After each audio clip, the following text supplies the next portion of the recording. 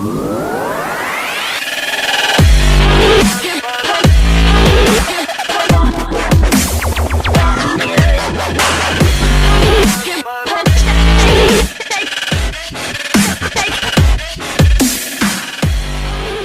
hello, hello. I'm Dr. Renee Allen, the People's MC, with Sister to Sister 2.0 with Jamie Foster Brown. We have Dr. Sylvia Traymore Morrison with us today, the extraordinary entertainer and first person of color, impressionist in the history of our nation. Associate writer with Saturday Night Live, and the first female ever to host a celebrity roast.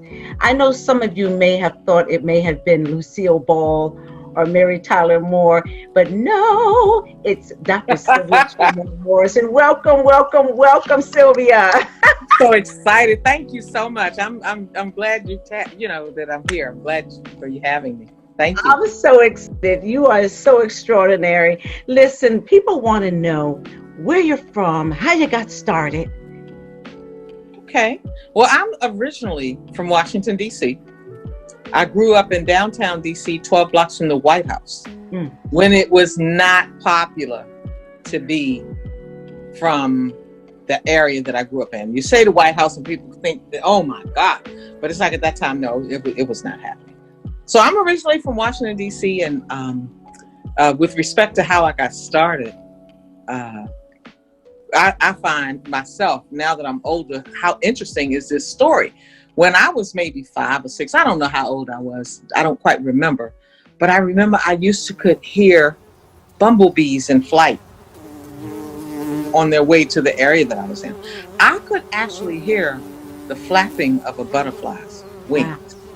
Now, the crazy thing is, not only could I hear them, but I could make the same sounds. So if a bee, not just a bumblebee, but if a bee was in the area, I could tell you, I could hear him. I could hear his flight or her flight. I could hear the flight. And I would say, there's a bee coming. And sure enough, a few seconds later, a bee would show up. Wow.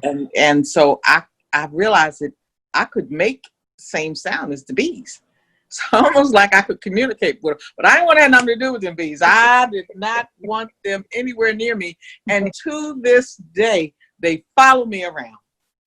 I hate when pollen season comes because they think I'm a big old pollen lollipop. Because I'm like, bumblebee, the big black ones with the big ball bodies on them. I forgot what you call them. Oh, I wish they would just leave me alone, but they think I'm their big sister. I don't know what they think. And so I started realizing not only could I make sounds of bugs and animals, I could do street lights. I could do people. I started doing my neighbors' imitations. I could imitate people.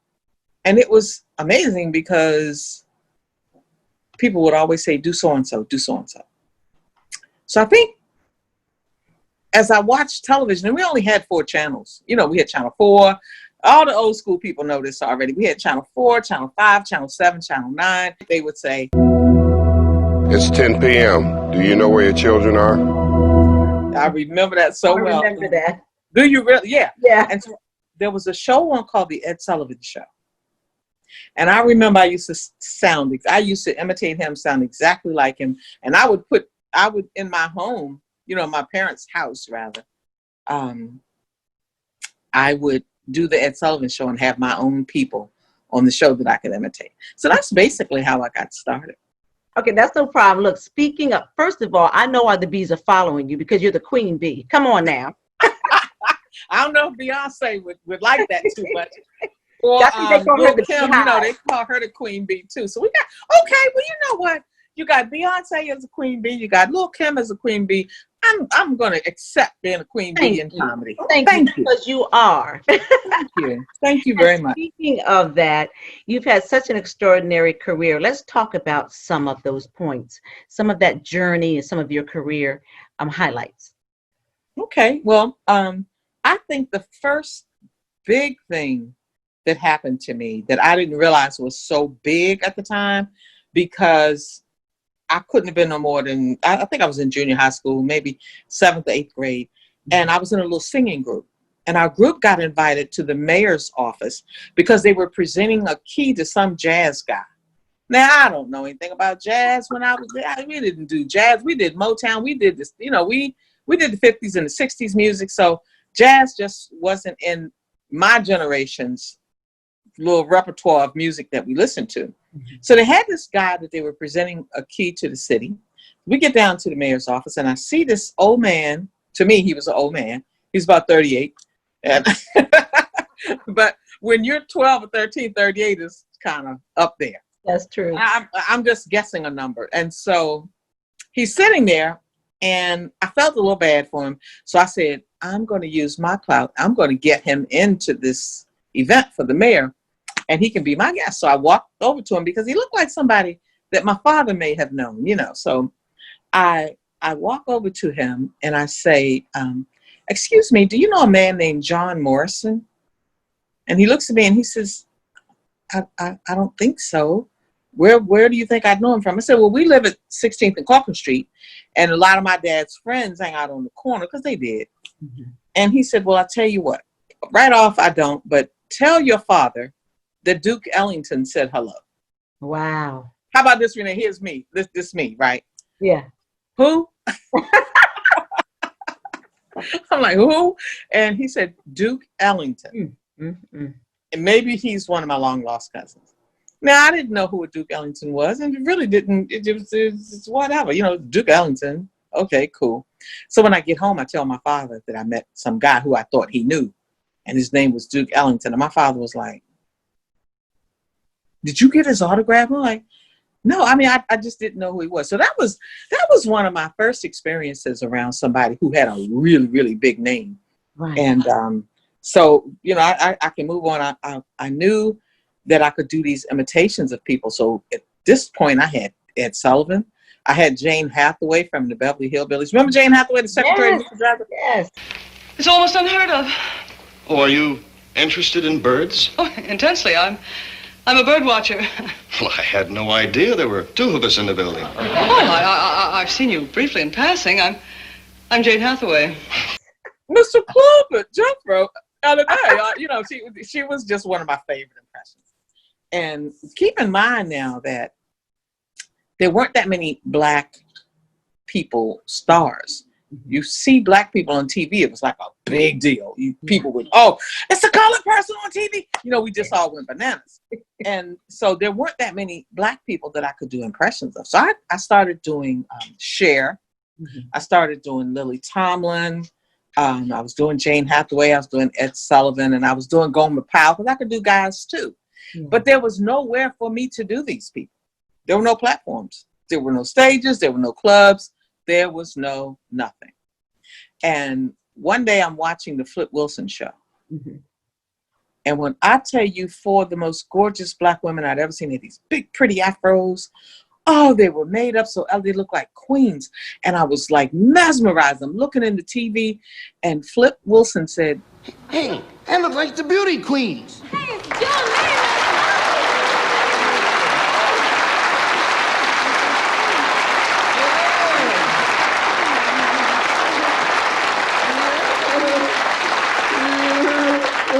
I think it was rule number 7. In order for you to be a contestant in the Miss America pageant, you had to be Caucasian. My. So that ruled out everybody that was Black who wanted to be in the pageant. So I listened intently, and they were saying these girls they entered the pageant, they did competition. They had to answer a question, they had to have some talent, and they had to wear a bathing suit. So I'm thinking to myself, I can do that, and then I'm going to get on national television. So that following year, I entered the Miss Black America pageant, and that changed my whole life. It changed my whole life. I ended up going to the nationals. Oh, by the way, I tied with Bernadette Stannis, who happens to be Thelma from Good Time. Come on now. Yeah, Thelma and I tied for first place. I beat her out. It was the same night that she got a card telling her to come and audition for Good Times. Oh, and wow. I got sent to Europe to entertain the American troops, which is where Red Fox heard about me. Mm-hmm. So we were killing over in Europe. We were just the newspapers, all the articles. Because, we didn't have cell phones. We didn't have the internet. So you had to hear about people through magazines or radio, television, or telephone, or word of mouth, period. And Red Fox had been hearing a lot, and he told our tour guide, I want to meet this girl who does impressions. I've never seen anything like that.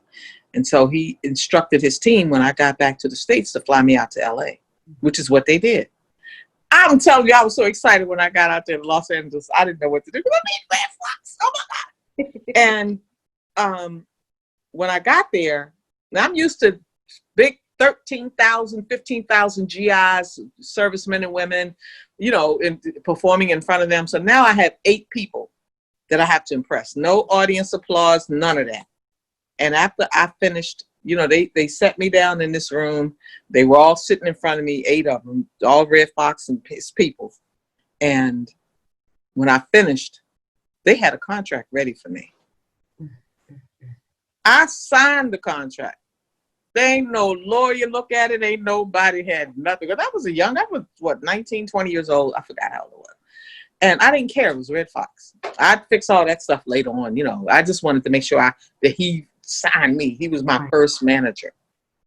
So while I'm in LA, I'm learning Los Angeles, you know, because I wasn't with them every day. So I'm running around trying to find a venue or a stage that I could perform on. I would actually go into bars and ask, could I perform? And they were like, well, this isn't a performing, it's a bar. And I'm like, I know. Just give me a chance. Just let me do this. And if you like me, let me stay. And if not, you haven't lost anything. Right. And it was a good deal for most places. And it started working. Okay. And so they had opened up a place called the Comedy Store in Los Angeles, which is now one of the most profound, unbelievable, incredible comedy clubs in the world, not the country, in the world. Yeah. And I'd met a couple of guys who had not made it at the time. And my favorite was a guy named Robin Williams. He's deceased now, but he became international. There was a guy named Jay Leno, another guy named David Letterman. And Robin used to always say, oh my God, Sylvia, you're going to be big. You're going to be big. You know, he would always say that to me. And I'm like, okay. And Robin, I mean, he was such a good guy. I really, really, really, really miss him. And so anyway, we all would get in line and do our open mic. Nobody got paid. I didn't get paid for the first 10 years of my career, except for when I went to Europe to entertain the troops. And I think that's why I'm so heavy on, I love veterans. I love people who in the military. And Renee, Dr. Allen, I'm sorry. I understand you put 22 years in the Navy. Yes. Is that correct? Yeah, U.S. Navy, Naval Reserves. Yes, as a Navy corpsman. Wow. So I've always, ever since I left Europe, I've always had this thing about veterans. So for people out there, you need to know, my Vietnam veterans, oh my God, just veterans, period. I just think that they don't get enough for what they do. That's my own personal, and one day I'm hoping that I can make something happen with that. So anyway, okay, so I'm in LA, I'm meeting David Letterman and Jay Leno and all these guys. Nobody had made it big, nobody. My dad gets sick, I have to go back home. He dies. So I didn't want to go back out to LA because I didn't want to leave my mother. So I moved to New York, which is where I met Jerry Seinfeld and David Copperfield. It's like these people had not made it yet. It's so amazing when I think about it. And I just don't know where all the giants came from back then that I happened to be able to run into and develop a rapport. So that's my early beginnings. Well, let's talk about, you talked about when you went to the comedy shows and asked if you could perform, and it sounds like you practically had to beg just to get in there. So let's talk about maybe a trial or tribulation you had to go through, in doing so. Well, first of all, you got to remember the only other Black female comedian that I knew of at the time was Moms Mabley. Yeah. And Moms was big, she was popular, and she died in 1975. So if I was going to have a mentor, it would have been her. So I didn't have a mentor. I didn't have anybody I could call up and ask, okay, so where should I go? What should I do? Who should I, there was none of that. So I had to learn everything on my own with no guidance, no nothing, just nothing. And I remember this one time after I moved to New York, By that time, comedy clubs had started popping up. You know, you had to Catch a Rising Star, you had the improvs. I don't know if the improvs were around then, but there were quite a few comedy clubs that showed up. So every time I'd go, you'd have to go and sign up, put your name on the list, and they would give you 3 to 5 minutes to perform. Week after week after week after week after week, I would always get the, sorry, we don't have any room. Sorry. So I remember specifically this one night, I went back to the club. I've been going there for about 6 months every week. Now, I mean, every week, because I figured one of these days they're going to let me get on that stage. And I remember the white guy, he looked at me and he said, you just don't give up, do you? I said, I just want to perform like everybody else. Mm-hmm. And there were 2 white guys behind me. And he said, one of them said, "You're going to let her on?" And I turned around to see who it was. He said, "You're going to put her on stage?" And all of this wetness. And I know that it was an intentional, you know. So and back then, he spit on you. Yeah. Oh yeah. Ooh, right here. And intentionally. And they laughed, you know, afterwards. And I have had people, when I do my speaking engagements and I tell people that story, they go, "You know what I would have done? I would have." And it's like, yeah, right. Oh no, you're talking about the 70s. They were still, it just would, I mean, people saw Color Purple and saw what happened to Oprah. Mm-hmm. And that, you know, it was just something that I just let go. I just let it go. So sorry that happened to you. It's a bunch of stuff. So finally, he decided to let me go. And I think it was Jay Leno was there, and he had started getting big. I mean, he was really getting good and big. His name was growing. And so he came on the show. He was like the last comic, and then I was behind him. Mm-hmm. Dr. Allen, when I tell you that man burned the house down, he burned it down. The audience went bananas. It was crazy. There was nothing left when he finished. Mm-hmm. He burned it down. It's all burnt down. And now it's time for me. So the MC says, it makes me laugh when I think about it now, but at the time I was so devastated I didn't know what to do with myself. He said, "Wow, what a performance." Okay, look, we got a girl coming up. She does an impression. You do an impression, right, Sylvia? Mm-hmm. And I'm looking at him like, "No, I'm an impressionist. I'm a comedian impressionist. I think she does Lily Tomlin or something. Come on up here." Now, you just got off stage Jay Leno, who had murdered the show, and you introduced me as somebody who does an impression. So now I got to go out there and hope. And I just reflected back on my days, you know, when I was in Europe and how much the American troops loved me. So I had to get into that mold to get on that stage, and I did. And after about the first 20 seconds, I could hear some chuckling. You know, I could hear people, because they were still laughing about it. And I heard the audience quieting down. Mm-hmm. The next thing I knew, I heard silence. They were listening to me. And the next thing I knew, they started to stand up. Because, you know, I would do impression after impression. And I guess they never seen a black girl doing it, or a female, period. Right. And I ended up winning them over.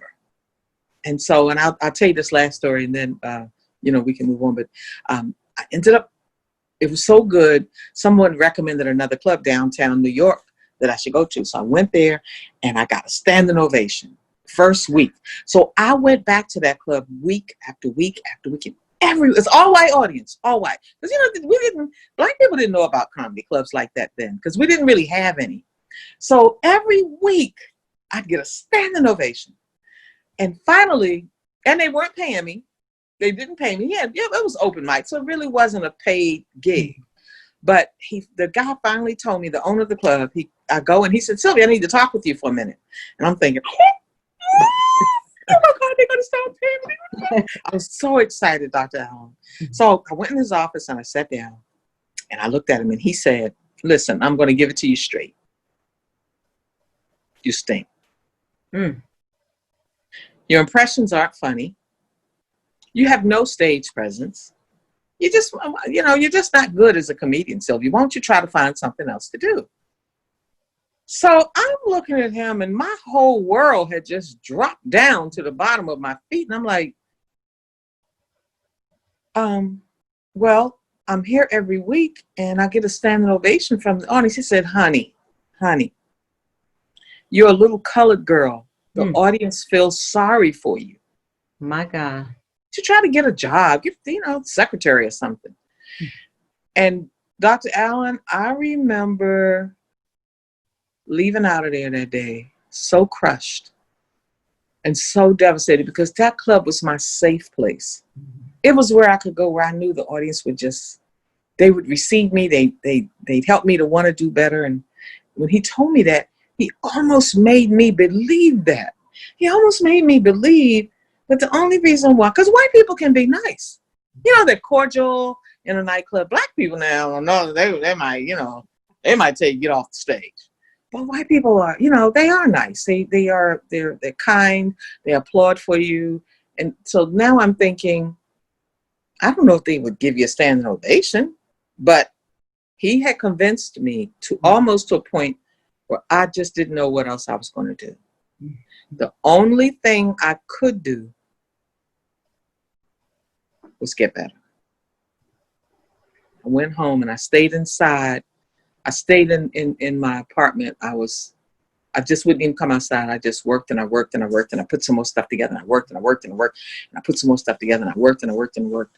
And then I heard that Muhammad Ali coming to town. He was going to be roasted at the legendary Apollo Theater. Okay. Oh my God. And I had to be on that roast. And the rest of that is history. That story became history.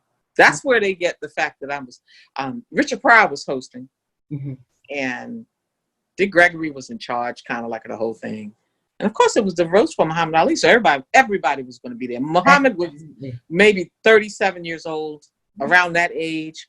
He was at his prime. He was the man. He was, just Muhammad Ali. So I had to be at that roast, period. Well, I decided I'd crash the roast. I was going to go in as a black Ruth Bussey from Laughing. But anyway, I ended up hosting the roast because Richard Pryor didn't show up. The next gentleman, ladies and gentlemen, if I could just take out a few moments just to say something about this man who's going to come out. He's a very special guest here tonight.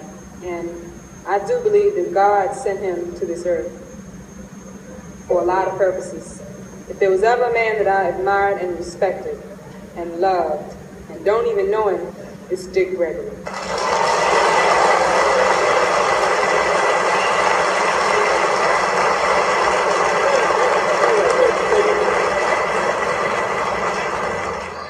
And Mr. Gregory gave me the job. And I ended up hosting the roast for Muhammad Ali. And Garrett Morris from Saturday Night Live was there at the roast. He was on the roast. And he came over and told me I needed to meet his boss. And to make a long story short, he took me to meet Lauren Michaels. He hired me on the spot as an associate writer. And that's how I got the first black girl to be an associate writer for Saturday Night Live. There it is. Yes, bam, boom, pat. Thank God that you did not allow that man to take away your dreams. You're going on 50 plus decades. And imagine 50, if you had 50 years. What is that? 5 decades? Yeah. 5 decades. Get it straight. 50 years, 5 decades. And imagine if you had quit and given up. You would not have been able to pave the way for so many people for so many years. Dr. Sylvia Traymore Morrison, I salute you. Thank you. I salute you. Oh, that's right. Yes. Thank you. Thank you for sharing some of that with us. If you could work with anyone in the 21st century, you've been around a while, you don't look it, but you've been around, who would you want to work with that you have not yet worked with? Ooh, that's a good one. I would actually pick Jerry Seinfeld. And let me tell you why. Back in the 70s, when nobody else, I think I may have mentioned him earlier, just a few minutes ago, but he would always, whenever I walked in the door at Catch a Rising Star, Jerry Seinfeld is the only person aside from David Copperfield, not the magician, but the comedian at Dangerfields, because David hosted the Dangerfields Club and Jerry hosted Catch a Rising Star. It was way before Jerry Seinfeld had become big. He would always just look at me because I think he knew the trials and tribulations I went through. And he would say, come on, Sylvia, I'll give you a few minutes. And he always did. And for me, it would be an honor.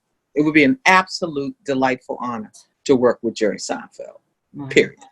I've never worked with him. I know you said that I've never worked with, but I'm talking about in terms of actually working, not open mic.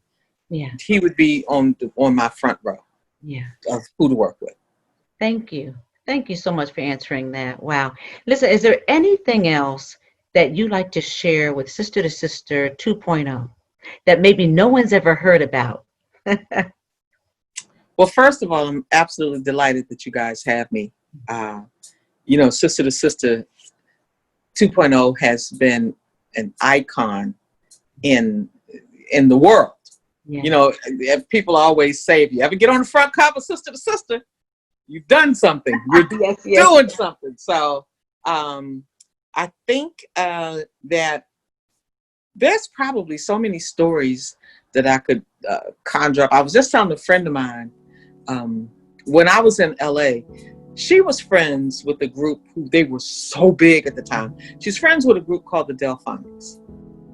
And a lot of people don't know that I started out singing when I started getting on stage. So I was a singer, but I wanted to be a comic because I felt like at the time singers became a dime a dozen, but nobody was doing impressions, nobody. And so she took me over to the Delphonics, one of the Delphonics' house. She was friends with the guy's wife, one of the singers.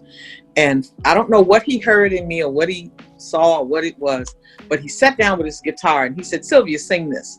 And he would play these chords. And we must have sat there for hours just playing chords. He would say, I'm going to play some music, put some words to it, because he was a songwriter. He was a songwriter. And so I while I tell that story in my book, I rarely share it with the actual public. So that's something that Sister. Oh, thank you. The breaking news. Mm-hmm. Oh, wow. Dr. Sylvia Traymore Morrison, you have been amazing. A lot of your friends are going to be joining us, and I'm excited for you and for them because I know so many of the inside stories. And I just thank you so much for being with us. I appreciate it. Thank you. I love it. So silly.